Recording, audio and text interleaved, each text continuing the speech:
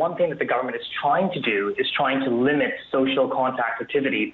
And the easiest way to do this is by limiting or shutting down the hospitality industry, much like Belgium has done, parts of Germany has done as well, and then we're seeing it in Spain and in France.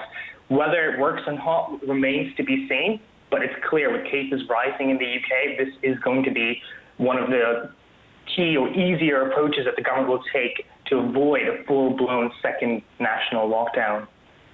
Sanjay, let's talk about the impact then on the sector if that happens, because first time round with lockdowns, many struggled to open their doors and couldn't really pivot towards takeaway. But we've seen some changes since then. But it feels as though the longer this crisis goes on, the harder it is for some of these institutions. Yeah, absolutely. But the one thing I would say here is that the cost of the hospitality circuit breaker, because it's an industry-targeted restriction, the economic cost is going to be much smaller than what we saw back in late Q1 and Q2. I mean, our best guess is that a 2-week lockdown like the one announced by Scotland yesterday would bring down monthly GDP by around 1%, all else equal, if this was carried across the entire country. You know, if we followed Belgium and shut down bars, pubs, and restaurants for a whole month, the impact would be roughly double. But the one thing I would highlight, though, is that the government's approach likely won't be that of nationwide lockdowns for the industry at this stage. It's now looking like any industry shutdown will be more local.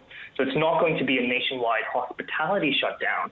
It will be concentrated in COVID hotspots, of course, and of course the hit to growth may be a lot smaller depending on how widespread geographically the restrictions are.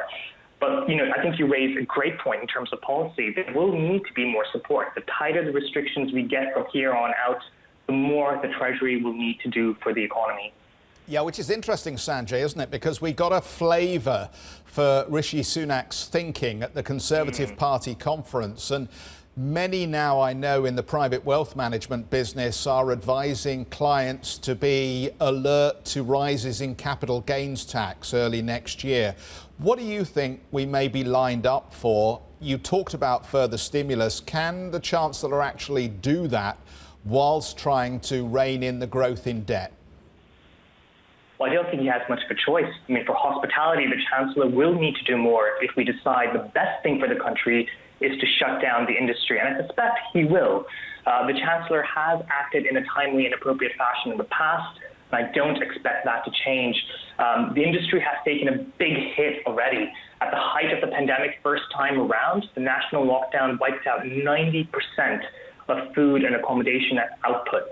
6 months on, the industry is still struggling. The Chancellor's Eat Out to Help Out scheme certainly helped prop up the industry back in August, but it's clear it remains really exposed in the near term. It still has one of the highest number of employees on part-time work or furlough at about a third, and has been lagging behind many other industries in getting its feet back.